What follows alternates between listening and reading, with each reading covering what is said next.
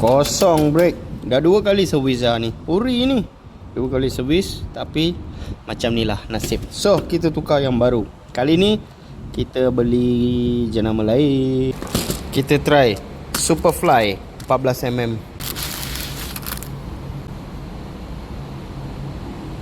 Ori. Jom tukar. Bye. Macam korang, aku tak tahu korang bleeding macam mana. Aku tuang kat sini punya tank ni. Aku pump je. Aku pump sampai dia keluar sini.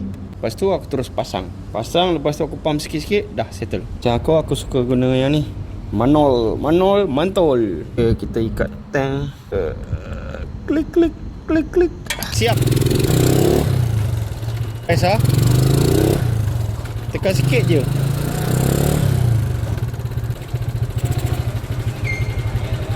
Ni pun cantik juga. Bila tengok dari tepi ni, dia nampak cantik sebab dia besar. Pump ni besar ni ya. Okay, dah siap pasang. Happy, puas hati. Dia tekan sikit je, dia dah terus pump shoot. Lepas tu dia cengkam cepat. Okay, macam ni lah dunia custom. Tengok, pakai full racing.